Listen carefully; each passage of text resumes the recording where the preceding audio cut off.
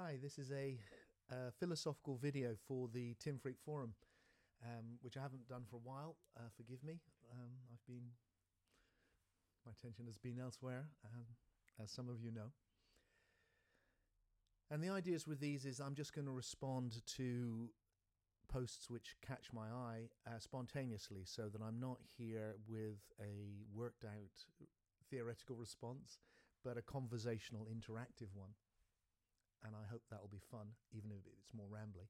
And this one specifically is to a post posted by Kenny, and then some comments on that by David.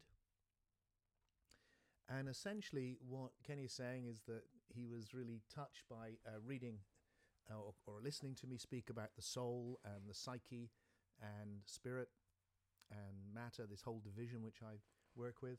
And it was very close to his own ideas, but there was a fundamental difference, and he's articulated that difference really, really well. And I'm going to paraphrase him at the risk of getting him wrong. You should look at his own comments on the page.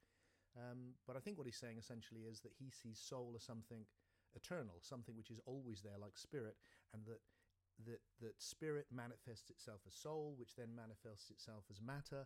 And his reasons for that is that he thinks there's soul in everything. He's a Panpsychism, which is a very popular philosophical position, that everything has soul, right down to the smallest types of matter. And that where soul come from, where's the psyche come from? It's an evolution of what was already there.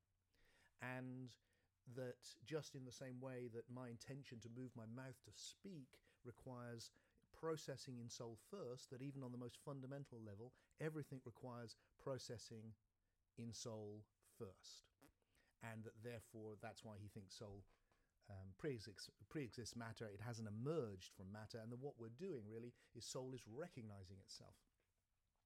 So this is a view which is very familiar to me. It's quite close to a view which I had myself for an extremely long time, and one that I have now rejected. So it gives me a chance to say why I made that change. And in some ways, it's a very small change, because there's an awful lot in there which I still resonate with. And some of it's just to do with terminology, but the terminology matters, because if we use a word, say, like consciousness, which I did a lot, as a name for the ground of reality, then what can often happen is we go, well, yeah, but consciousness, there, as we're talking about, that, like I'm conscious and then unconscious, that sense of consciousness is something that arises very, the first 10 billion years, there was no life. And then if you go, oh, well, consciousness is something which everything has, and then suddenly it's like, oh, well, you don't mean the word's being used in a different way now. And then you can smuggle in ideas kind of undercover by using the word in a different way and then bringing in other concepts with it, which really are unjustified. So we need to be careful. Of course, in this case, Kenny's not using the word consciousness, he's using the word soul for that, or psyche. It's quite different. But my point is the words matter. Whew, okay. I'm not sure I explained that well, but hopefully that's a beginning.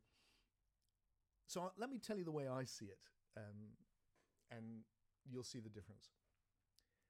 I'm not a pan-psychic. I don't think there is soul in everything, because by the word soul, I mean something very specific. I mean the psyche.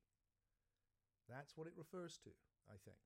It refers to this non-material, non-spatial domain in which we experience ideas and dreams and images. And it looks to me unmistakably true that has emerged with, certainly after life. At some point after the evolution of life, you see this evolution of this more emergent level. But I agree, it's the more emergent level of something.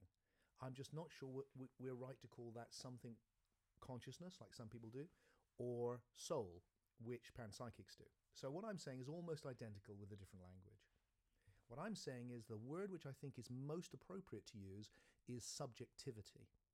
So that what's there right from the beginning is that everything which has a uniqueness to it, which can identify itself as an individual time stream for me, it is what makes it an integral thing is it has a relationship with the whole.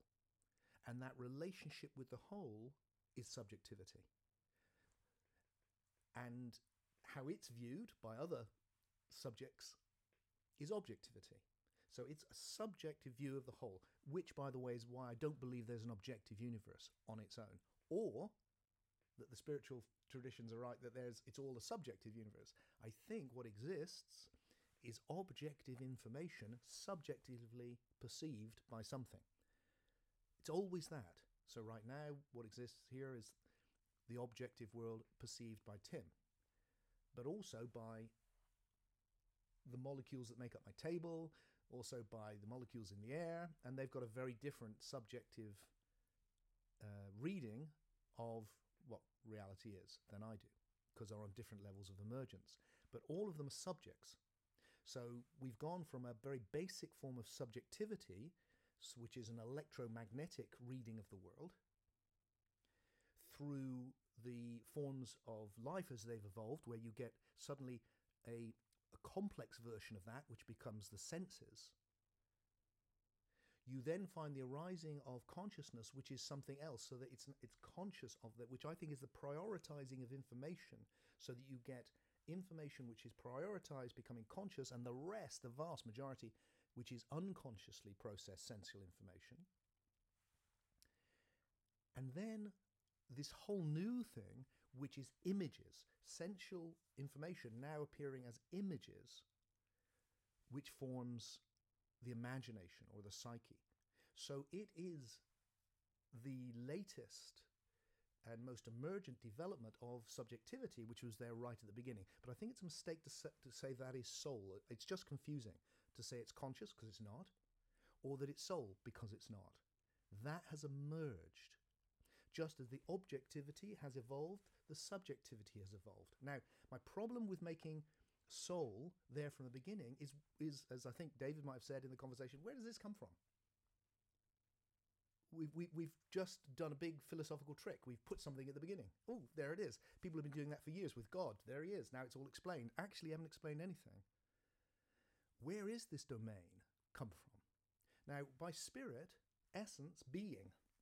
What I mean is something without qualities apart from being the potentiality for everything.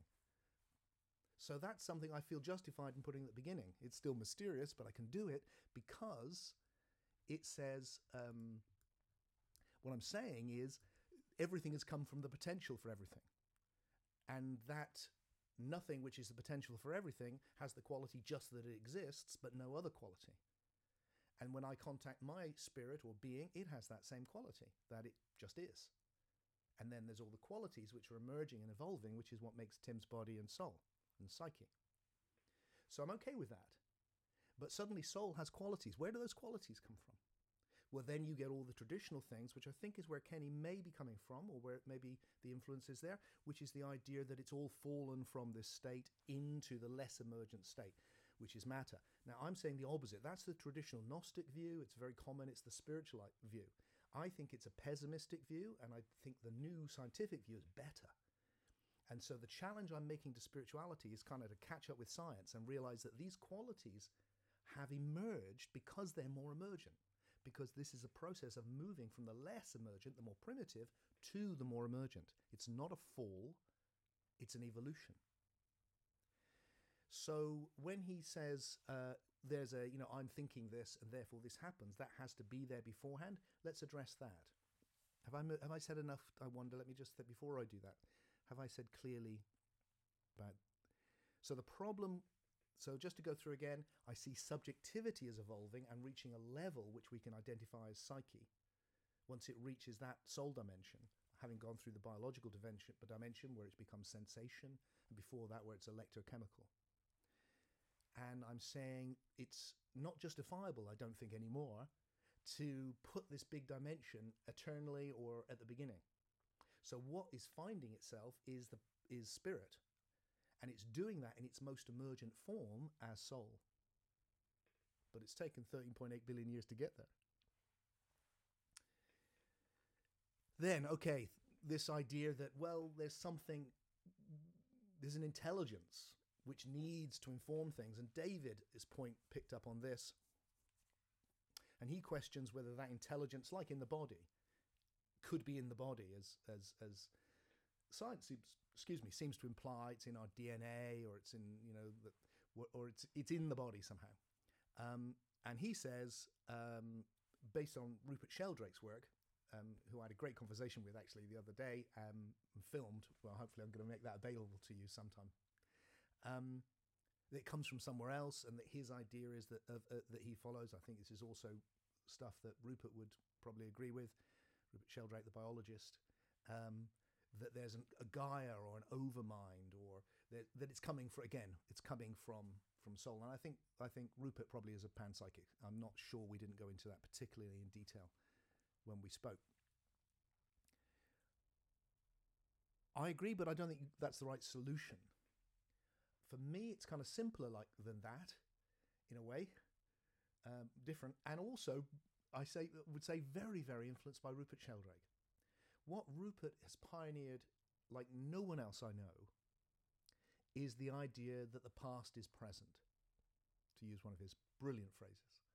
So this is fundamental to my cosmology and in my vision of the universe, which is the idea that time accumulates, that the past hasn't gone anywhere, that everything that has ever happened is implicit in this moment, that this moment is everything that ever has happened come into form, meeting the spirit, the potentiality, the being, the potentiality for everything, which is why every new moment is a realization of a new potentiality that includes within it everything that's happened before and builds on everything that's happened before, which is why there's a tendency towards evolution and emergence.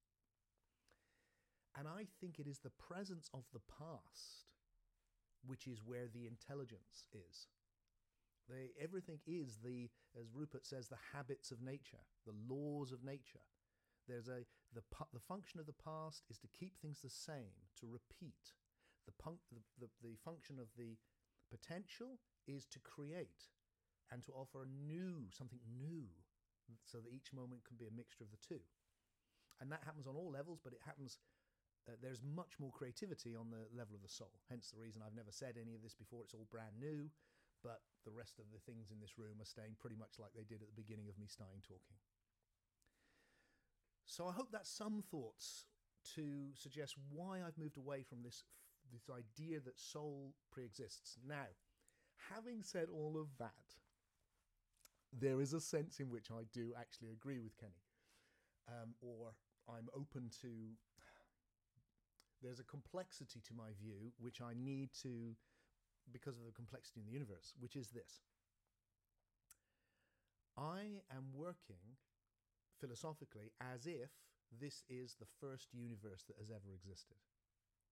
Because if you don't do that, you merely push the questions you're asking back and back and back and back and back, and you don't do anything. So I want to say, when I say, look, soul's not already there, it's because where would it come from? It has to, we need, if we're going to understand, we need something which accounts for what it is. And my way of accounting for everything is very simple and I think extremely elegant. There is a potentiality for everything, and it is emerging into form. Formless, timeless potentiality is emerging as form in time, or as time, the accumulation of form, the accumulation of the past, becoming ever more emergent, realizing deeper and deeper potentials until you've got us and then onward, going through physics, biology, and then soul, psyche, and then onwards. So that everything, there's an overarching vision which unites all of that without having to plonk anything in from nowhere. However, or as well, I think it is perfectly possible, maybe likely, that this isn't the first universe. That universes give birth to universes, like people like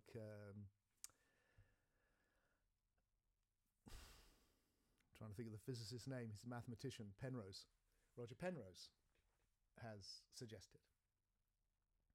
And if that's the case, of course, then the universe is arising from something which quite likely soul has already risen, maybe levels beyond that, so that it already does exist in the past, at least. So what that means in the way that the present comes out, well, I think it explains why the universe is set up so brilliantly for us to arrive at this level of evolution, because it's all happened before in a different way, and that universes are evolving universes give birth to evolving universes. So in that way, there has already been soul. But I think in our universe, it is an emergent reality that comes at a certain level of, and I think we can see that in, if you think of there will be a point, when an egg, when each one of us became a fertilized egg, and that journey of body began, at some point, it will start arriving at a place of sensation. And at some point on its journey, it arrives at the place of imagination, of manipulating sensation in such a way that it's imagination. It's not all there the minute that the egg is fertilized. That's an emergent property. And it's copying emergent properties of other children that have arisen before in the past, because the past is the intelligence, as it were, which is informing what happens in the present. I hope some of that was clear and will be of interest. Big love to you all.